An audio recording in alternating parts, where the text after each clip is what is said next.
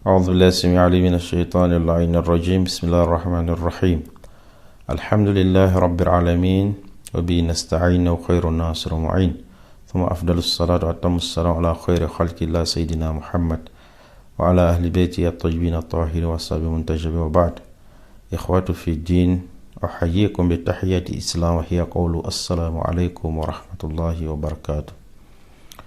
Bienvenue chers frères en Dieu. La dernière fois, on avait parlé sur l'impact du péché dans le cœur de l'être humain. On avait dit que lorsque l'être humain commet un acte de péché, un point noir apparaît dans son cœur. Dans ce même lancer, nous procédons à lire certains riwayat à propos de cela. Donc, l'auteur du livre nous dit Warada an Zurara an Abi Ja'far alayhi salam. Il a été rapporté de Zurara, qui est l'un des grands rapporteurs chez les Ahlul Bayt alayhi salam, qui est fiable. Il rapportait de ce grand homme venant de l'imam Ja'far alayhi salam, Qala, Abi Ja'far alayhi salam, qui est imam Baqir alayhi salam, Qala, Ma min abdin illa wa fi qalbihi nuqtatu bayda. Imam nous dit, tout être humain a un cœur blanc. Fa idha adhnaba dhanban kharaja fi nuqtata sauda. Mais lorsque cet être humain commet un acte de péché, un point noir apparaît dans son cœur. Fa in taba dhahaba dhalika sauda. Mais s'il se repent, ce point noir se dissipe. Wa in tamada fi dhunub zada dhalika sauda hatta yughati bayda. Mais s'il persiste à commettre les péchés, ce point noir s'agrandit jusqu'à ce que ça couvre toutes les parties blanches. فإذا غطى البياض لم يرجع صاحبه إلى خير أبدا. Mais lorsque ce blancheur qui se trouvait dans son cœur devient tout noir, cet être humain ne reviendra plus jamais dans le bien. Il ne fera plus jamais de bien.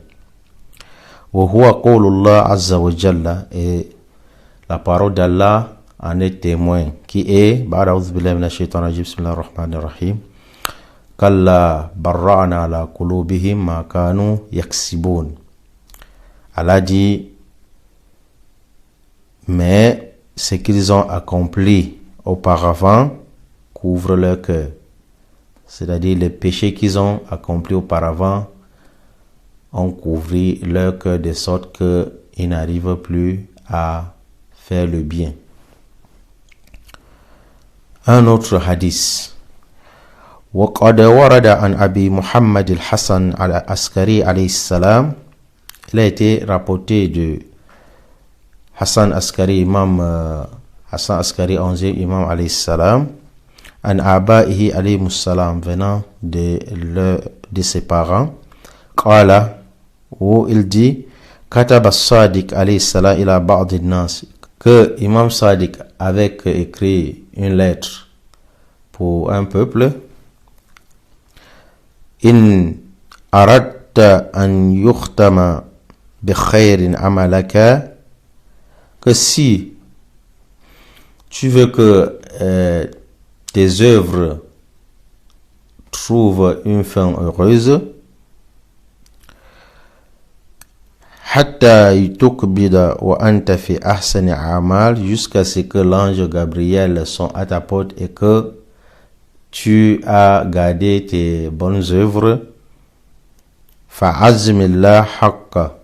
Tu dois honorer le droit d'Allah envers toi. Tu dois glorifier ce droit qui est envers toi. C'est quoi le droit d'Allah?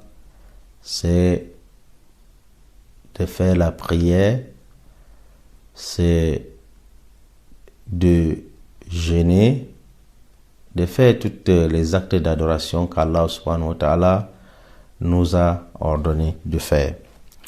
An tubdhala na'ma'ihi fi ma'asihi. Tu dois aussi dépenser les biens qu'Allah subhanahu wa ta'ala t'a octroyés de telle sorte que ça ne soit pas dans des péchés, dans des actes interdits par Allah subhanahu wa ta'ala. Wa an taghtarra bi hilmihi anka. Et que tu dois aussi éviter d'être insouciant de par l'endurance qu'Allah subhanahu wa ta'ala ou la patience d'Allah subhanahu wa ta'ala envers nous-mêmes. On ne doit pas être insouciant à cela, car Allah subhanahu wa ta'ala est vraiment sabour. Allah est sabour, Allah est patient et endurant. Wa akrim kulla man wajadtahu yadhkurna. Tu dois aussi honorer tout celui qui nous mentionne en bien. Aw yantahilu mawaddatana. Ou même ceux-là qui se démarquent par notre amour, ceux-là qui sont amoureux de nous, qui ne sont pas nos ennemis, qui ne sont pas des nawasib, qui manifestent de l'animosité vis-à-vis de la famille du prophète. Salatu wassalam. ثم ليس عليك صادقا كان أو كاذبا إنما لك نيتك وعليه كذب. Si par exemple tu vois quelqu'un, soit il est véridique ou il est menteur, là ça ne te concerne pas. Ce qui te concerne, c'est que tu sois véridique et que tu ne sois pas menteur. Donc dans ton intention, tu dois être véridique et non menteur. Et le mensonge maintenant incombera à ce monsieur. Ce que nous pouvons tirer de ces deux hadiths, c'est d'éviter de perpétrer les péchés des mauvaises actions, de peur que nos cœurs ne soient couverts d'une noirceur.